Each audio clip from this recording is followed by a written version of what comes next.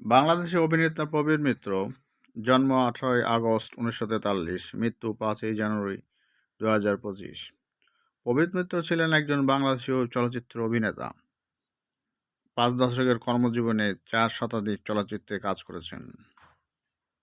1969 সালে জলছবি চলচ্চিত্রের মাধ্যমে তার চলচ্চিত্র জগতে অভিষেক ঘটে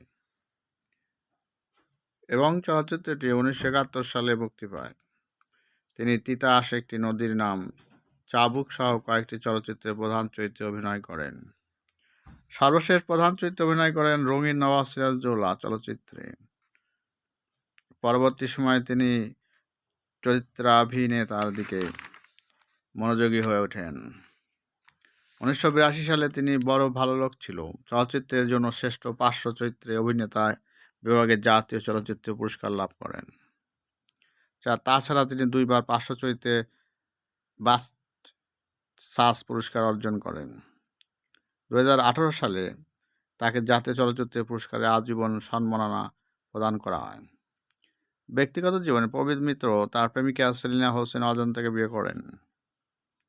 এক সাক্ষাৎকারে তিনি বলেন যে বিয়ে করার সময় তিনি হিন্দু ধর্ম পরিত্যাগ করে ইসলাম ধর্মে ধর্মান্তরিত হন এবং এই ধর্মেই তিনি আছেন। ইসলাম ধর্ম গ্রহণ করে ইসলাম ধর্মে আছেন, তখন তার নাম রাখা হয় হাসান ইমাম। অজান্তা 2000 সালে মৃত্যুবরণ করেন। এ দম্পতির 3 ছেলে 1 মেয়ে আছে। তারা হলেন মিঠুন চিত্র, ফেরদৌস পারভীন, সিফাত ইসলাম ও সামিউল ইসলাম।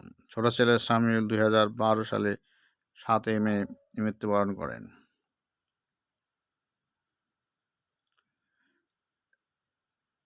প্রবীর মিত্রকে বেশ কিছু শারীরিক জটিলতা এবং কারণ 2024-এর 22 সেপ্টেম্বর রাজধানীর একটি বেসরকারি হাসপাতালে ভর্তি করা হয় এবং 2025 সালের 5ই জুন তিনি হাসপাতালে শেষ নিঃশ্বাস ত্যাগ করেন।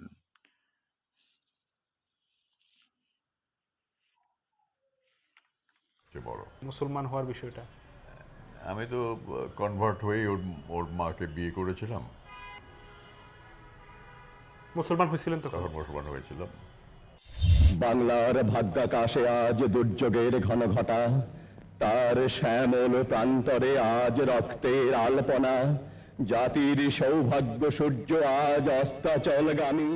ঢাকাই সিনেমার রঙিন নবাব বন্দী হলেন সাদা কালো ফ্রেমে।